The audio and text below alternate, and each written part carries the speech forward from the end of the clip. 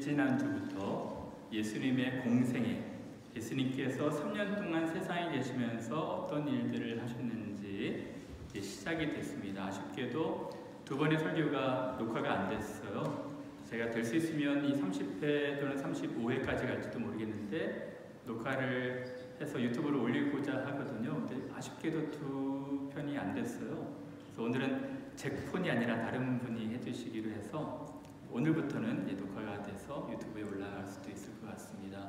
그래서 여러분들이 이 시간만 잘 따라오시면 예수님께서 이 지상에 3년 동안 계실 때 어떤 순서로 어떤 사건들, 어떤 가르침을 하셨는지 그 의미가 무엇인지를 잘 배울 수 있는 시간이 될 수 있겠다 싶어요. 지난주에는 예수님께서 사역을 시작하시기 전에 이제 세례 받으시고 광야에 들어가신 것에 대해서 우리 살펴보았거든요. 예수께서 왜 세례를 받으셨고 왜 광야에 들어가셔야만 했는지 그 말씀을 살펴보았죠. 그래서 제가 두 번째 설교 말미에 우리가 예수님 말씀처럼 사람이 떡으로만 살 것이 아니요 하나님의 입에서 나오는 모든 말씀으로 살아야 된다라는 말씀을 드렸어요. 우리 교회에 일하시는 분도 있고 직장 다니시는 분들도 계신데 저희 캠브리지 마켓스퀘어에서 캔밥 사업 장사하시는 분이 계세요. 집사님이신데 집사님이 워낙 또 요리 솜씨가 좋으셔서 사람들 많이 오잖아요. 거기에 많이 올 때는 분수대까지 막 일렬로 줄을 서 있더라고요. 김밥 또 뭐 불고기 백반 그런 것들 드시려고. 그때는 저도 한번 가보면 늘 이렇게 줄이 풍성하게 서 있어요. 장사하시는 분들은 기분이 좋겠죠. 근데 어떨 때 비가 올 때나 또 학생들이 빠질 때는 좀 한산해요. 그때는 우리 장사하시는 집사님 마음이 좀 안 좋으시겠죠. 그럴 때 집사님 한번 잠깐 간증을 들었는데 좀 마음이 우울하고 안 좋을 때가 있었대요. 근데 갑자기 마음 깊은 곳에서 하나님 음성 들리는 것처럼 말씀이 들렸대요. 어떤 말씀이냐면 사람이 떡으로만 살 것이 아니요 하나님의 입에서 나오는 모든 말씀으로 살 것이니라. 그 말씀이 본인한테 큰 위로가 된 거예요. 여러분들도 그렇게 해야 됩니다. 여러분들도 이제 살아가시면서 기쁠 때, 슬플 때, 아플 때, 고날 때 여러 상황이 있을 텐데 하나님 말씀으로 가득하면 그런 고난과 어려움들도 쉽게 넘어갈 수 있는 것입니다. 저는 우리 캠브리지 교회 분들이 사람이 물질로 사는 것이 아니라 사람이 우리 주변에 있는 것들로 사는 것이 아니라 하나님의 입에서 나오는 모든 말씀으로 살았으면 좋겠어요. 저는 말씀이 풍성한 교회가 됐으면 좋겠거든요. 오늘도 이 가나의 혼인잔치의 기적의 의미, 이 사건을 통해서 우리에게 주시는 말씀이 무엇일까 전할까 하는데요. 잘 들어보시고 여러분들에게 적용하시는 귀한 시간 되시기를 바랍니다. 사랑하는 여러분, 제가 늘 말씀을 드리지만 신앙의 세계가 더 넓어지고 깊어지기 위해서는 성경을 읽을 때 성경을 보는 안목이 더 확장되고 깊어지기 위해서는 여러분들이 질문을 많이 만들어야 됩니다. 이 성경에 질문을 많이 던지셔야 돼요. 예를 들어서 예수께서 왜 가나에서 특히 혼인잔치에서 기적을 베푸셨을까? 무슨 의미가 있을까? 그것을 통해서 우리에게 말씀하시고 싶어하는 메시지가 뭘까? 왜 첫 번째 기적으로 가나에서 그것도 잔치에서 물이 포도주가 되게 하셔서 우리에게 메시지를 던지셨을까? 그런 질문들을 만드셔야 됩니다.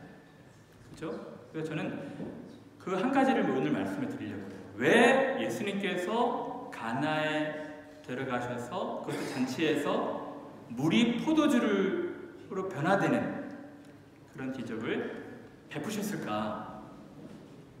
거기에 대한 답을 드리려고 하거든요. 여러분 한번 잘 들어보시길 바랍니다. 사실 그 문제를 풀기 위해서는 또 다른 질문을 던져야 됩니다. 어떤 질문이냐면 여러분들 중에서도 관심 있고 궁금해하는 분들이 계실 거예요. 이건데요. 왜 성경, 특히 신약 성경에는 예수님의 공생애 사건을 4개의 복음서로 만들었을까? 그냥 한 사람이 그 시간 연대순으로 사건을 잘 정리하고 가르침을 정리해서 하나로 썼으면 되는데 굳이 비슷비슷한 게 반복이 되는 4개의 복음서를 썼을까? 궁금해 보지 않으셨을까요? 그죠? 마태복음, 마가복음, 누가복음, 요한복음이 있잖아요. 비슷비슷해요. 왜 굳이 4개를 만들었을까요? 거기에 대한 답을 먼저 드리고 가나의 혼인잔치 기적의 의미에 대해서 말씀을 나눌까 합니다. 이게 조금 화원이 되죠? 그럼 이거를 빼고요. 제가 저 메인 마이크를 쓰도록 하겠습니다.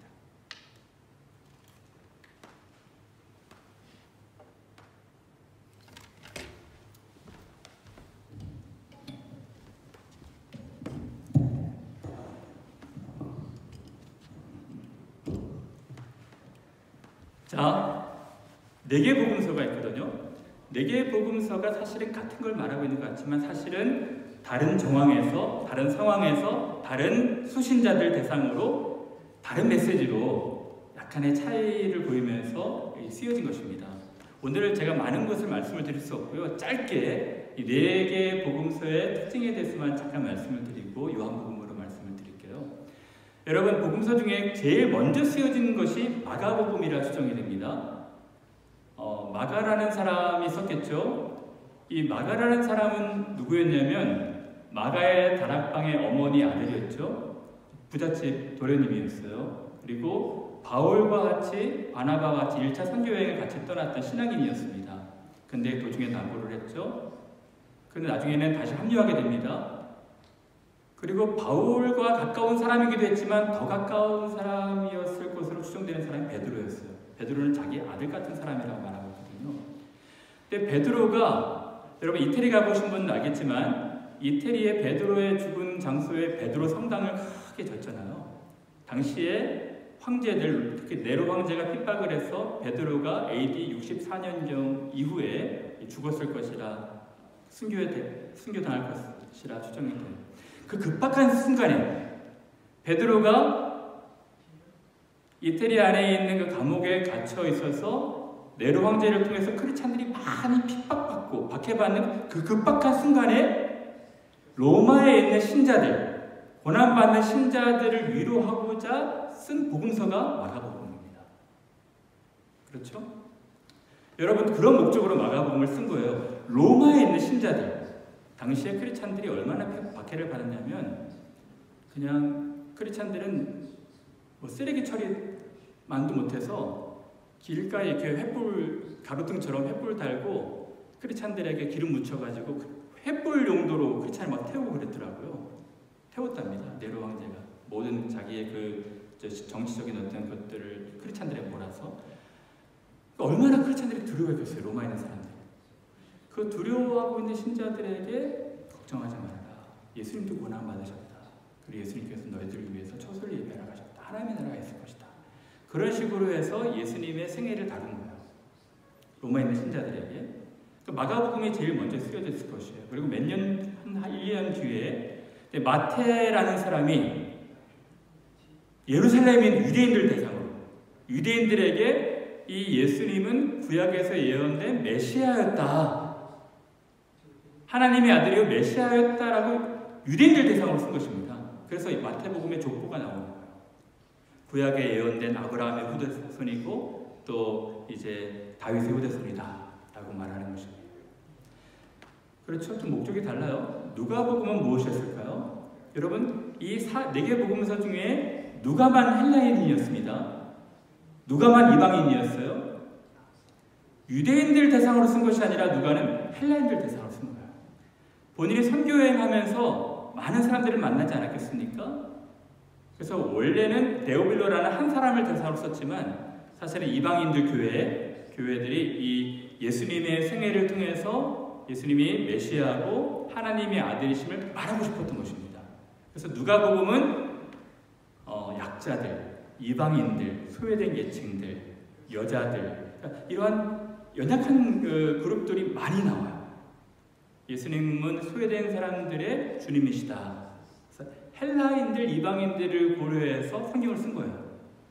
그렇죠. 그래서 조금 이 성경을 그런 시각으로 보면 다른 것을 발견할 수가 있어요. 요한복음은 어떤 복음일까? 요한복음은 많이 다릅니다. 그래서 세 복음서를 같은 관점으로 썼다고 해서 공관복음, 같은 관점으로 쓴 복음서라고 하거든요. 요한복음은 너무 달라요.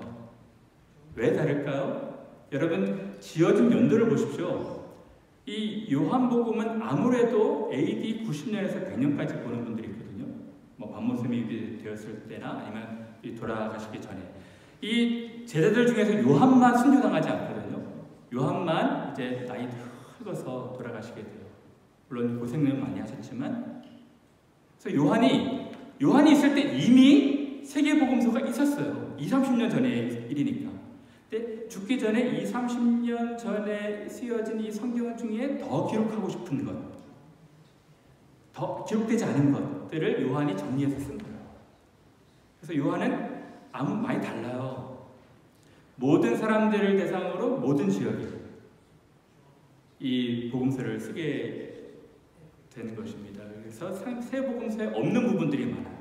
자, 이제 요한복음서의 가나 혼인잔치 얘기를 잠깐 드리려고 하는데요. 요한복음은 어떤 목적과 의도를 가지고 썼는데, 어떤 의도를 가지고 썼냐면, 예수님은 하나님의 아들이요, 예수님은 하나님이 보내신 메시아 그리스도라는 것을 선명하게 보여주고 싶었던 것입니다. 다른 복음서에 없는 것들을 중심으로. 그래서 7가지 표적이 나옵니다. 예수님께서 기적 많이 베푸셨겠죠? 근데 그 중에서도 딱 7가지만 기록을 해요. 첫 번째는 가나의 혼인잔치, 두 번째는 왕의 신하의 아들을 고치신 기적, 세 번째는 38년 된 병자를 고치신 기적, 네 번째는 떡 5개, 물고기 2마리로 5,000명, 2만 명을 먹이신 기적, 그리고 물 위를 걸으신 기적, 그리고 남에서부터 소경된 자를 고치신 기적, 그리고 마지막으로는 죽은 사람을 살리신 기적을 기록하는 것입니다.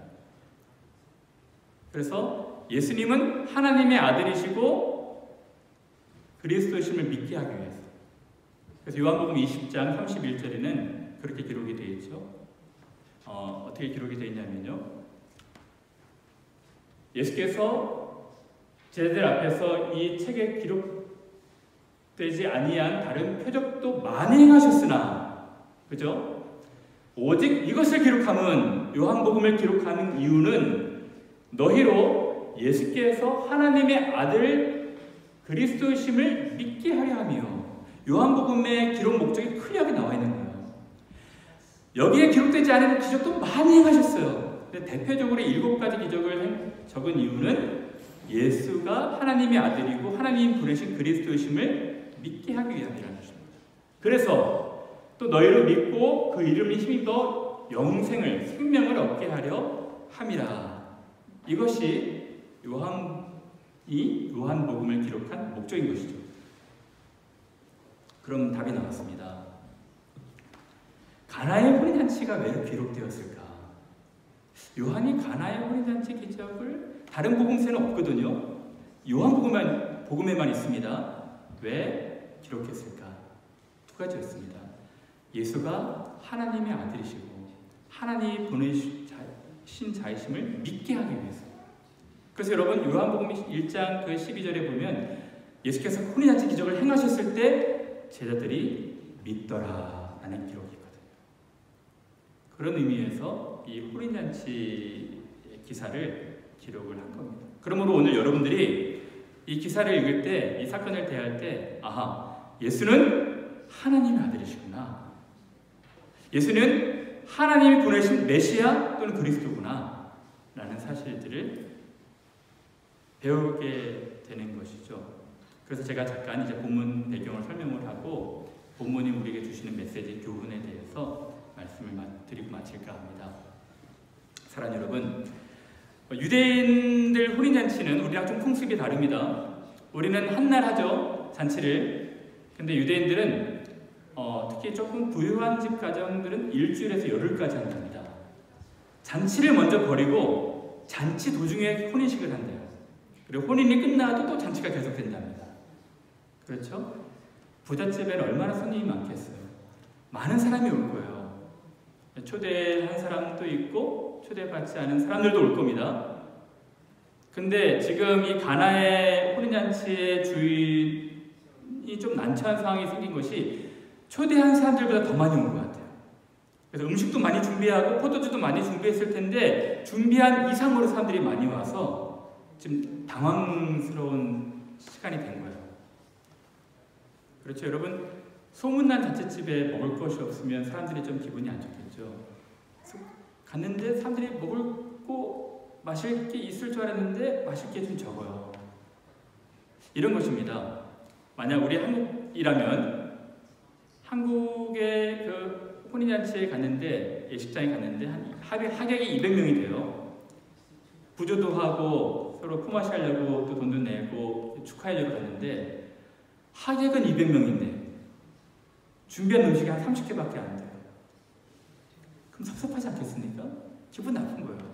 투덜투덜 할 수밖에 없는 것입니다. 그런 분위기가 된 것이죠. 준비를 비록 많이 했을지라도 모자라게 된 것입니다. 그래서 주인은 굉장히 난처하고 당황했을 거예요. 그때 예수님의 어머니가 얘기를 하죠. 지금 잔치집에 포도주가 없다. 뜬금없이 예수님한테 얘기를 합니다. 예수님께서 여자여, 저랑 무슨 상관이 있습니까? 거절하시는 투로 얘기를 해요. 사실은 여자여라고 우리나라 성경 번역에 그렇게 돼 있지만 원래는 왕 예수께서도 이 잔치에서 포도주를 더 풍성히 제공하시고 싶으셨어요. 처음에 거절하시는 투로 말씀하시다가 아주 기적을 베푸시죠. 사인들한테 이 빈 6 항아리에 물을 아구까지 가득 채워라.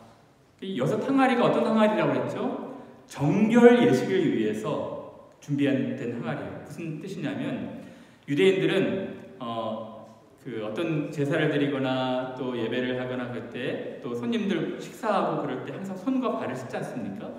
손과 발 씻는 물 항아리예요.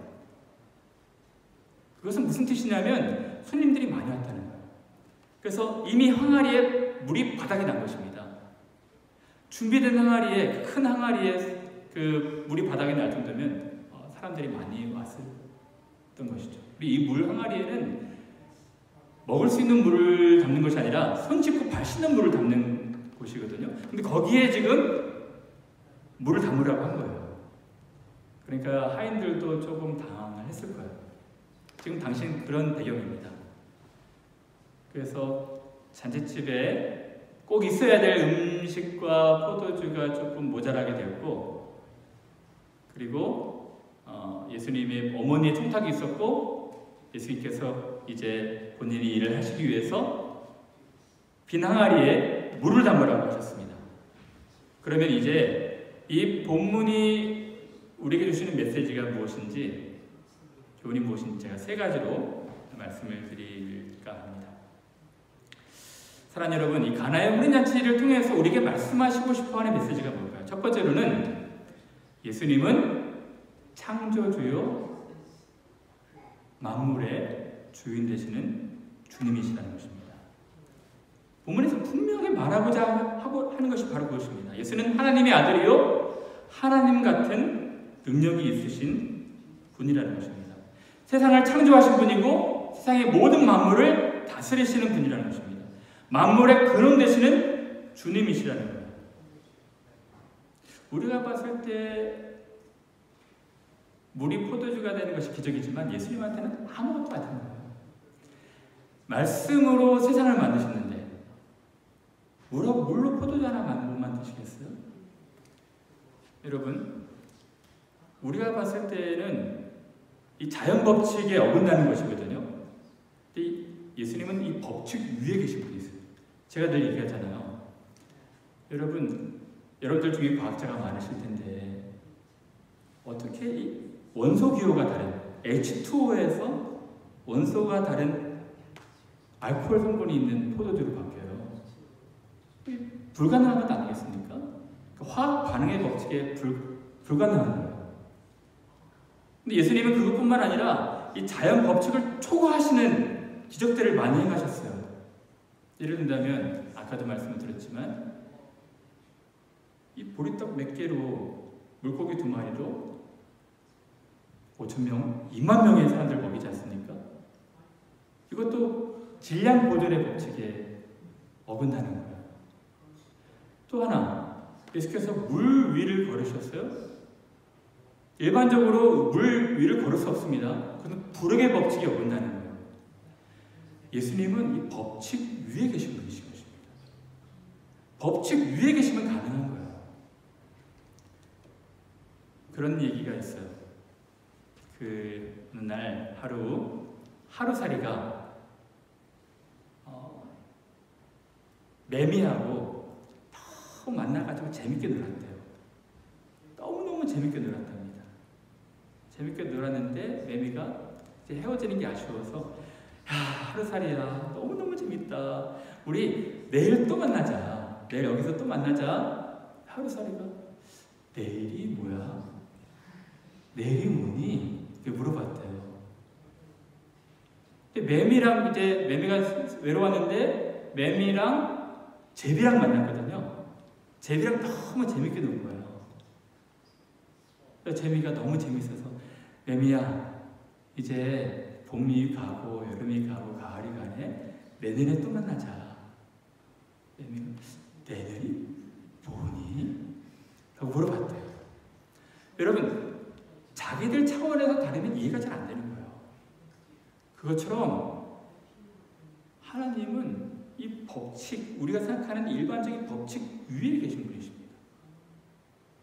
우리가 생각하는 이 한계로, 제한으로는 도무지 사고할 수 없는 영역에 계신 분이신 거예요. 물로 포도주를 만드는 기적은 아무것도 아닌 것이죠. 사랑 여러분, 제가 캠브리지 투어 하시는 분들한테 자주 얘기하거든요. 트리니티 컬리지 출신 중에 아주 유명한 분이 바이런 시인이 있잖아요. 시인이 유명한 말을 많이 남겼답니다. 그 중에서 어느 날 아침에 일어나 보니 유명해졌다. 이것이 바이런이 시작한 것이라 하더라고요. 그리고 내가 세상에 수많은 적을 만나봤지만 여자여, 너 같은 적은 처음이다. 이것도 바이런이 하는 얘기라 하더라고요. 근데 바이런이 또 유명한 이야기를 하나 남겼어요. 학교에서 숙제를 하는데 에세이가 나왔는데 에세이 주제가 뭐냐면 예수께서 가나의 혼인잔치에서 물로 포도주를 만드신 신학적 의미를 서술하라. 그렇게 문제가 나왔대요. 근데 바이런은 다른 사람들 막 50분, 1시간 동안 열심히 공부하는데 바이런이 딱 한 줄로 쓰고 이렇게 나왔다 하더라고요. 딱 한 줄만 쓰고. 근데 그게 탑이 된 거예요. 전체 학교에서 탑이 돼서 이만한 단문으로 함축적 의미를 묘사한 사람은 없다라고 100점을 줬다고 합니다. 뭐라고 썼는지 제가 말씀을 드렸죠? 뭐라고 썼겠어요? 바이런이 그런 얘기를 했답니다.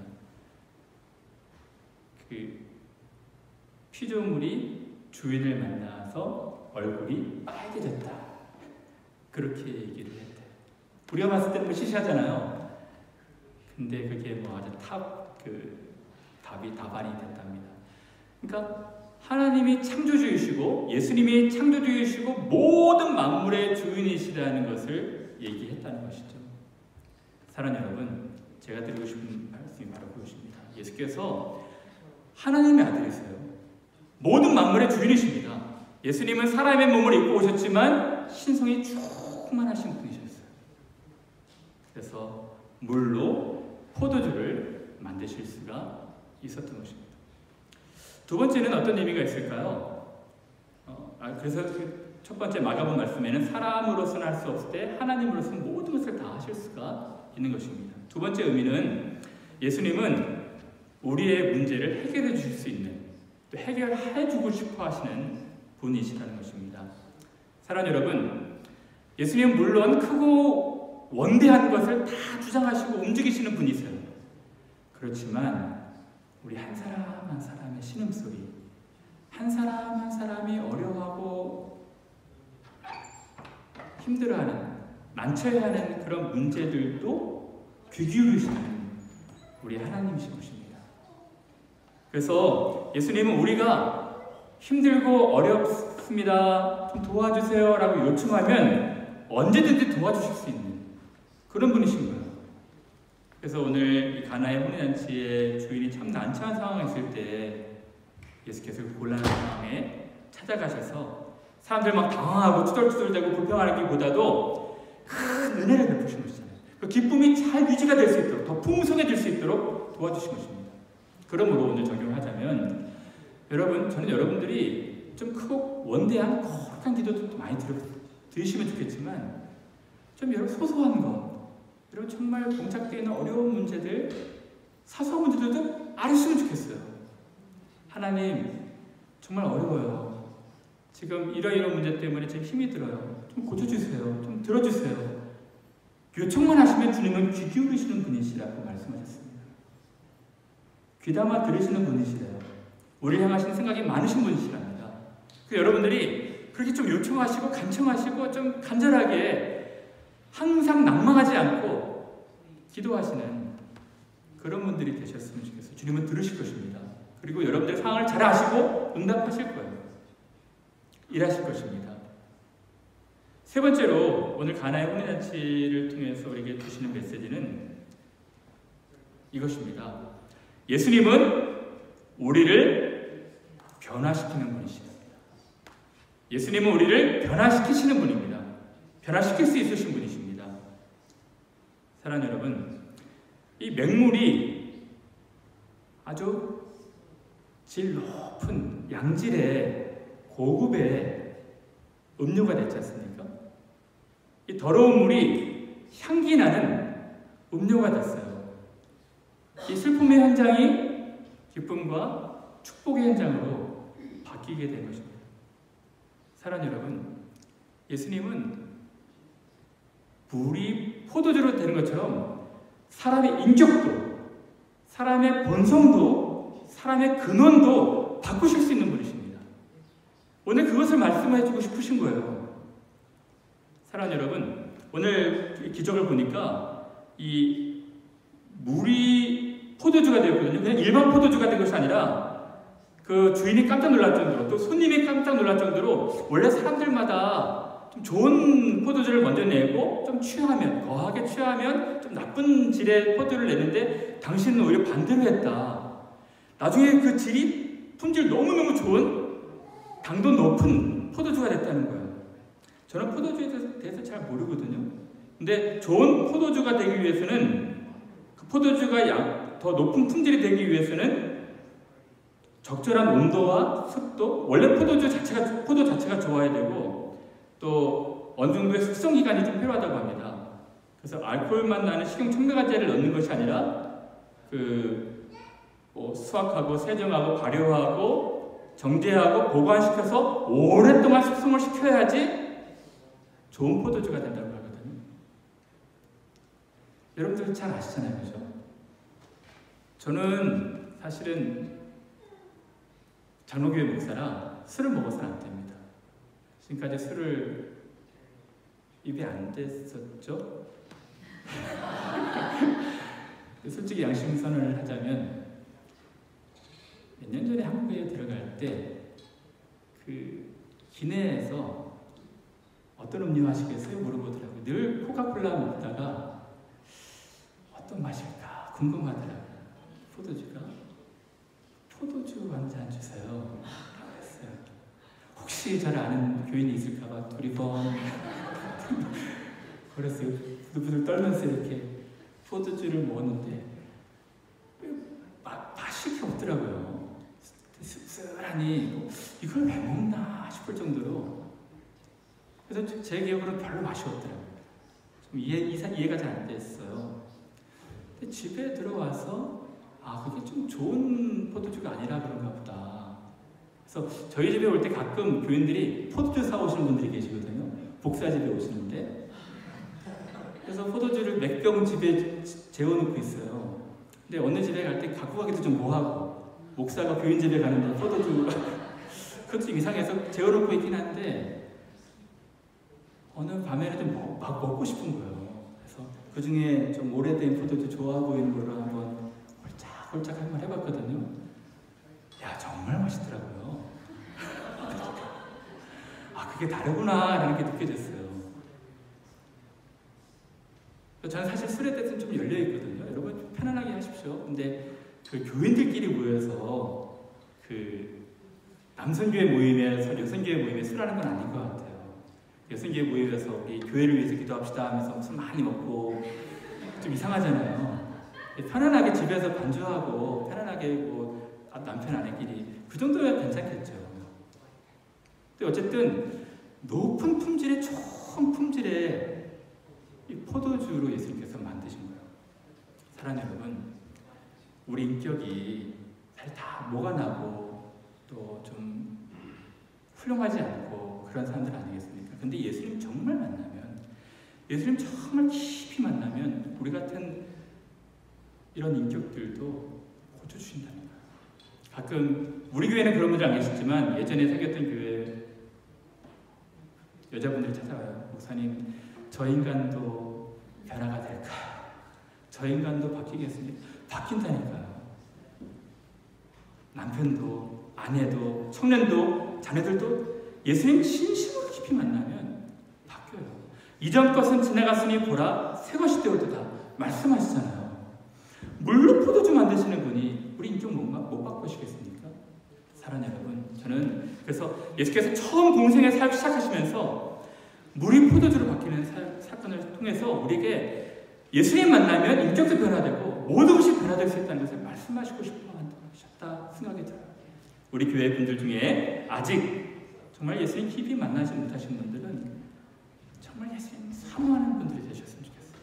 그래서 정말 제대로 정말 깊이 예수님 만나셔서 지금까지 살아오셨던 모든 것도 변화되고 새롭게 되는, 또 예수님 만나신 분도 더 깊은 세계로 들어가서 더 풍성해지시는 여러분들 되시기를 간절히 바랍니다.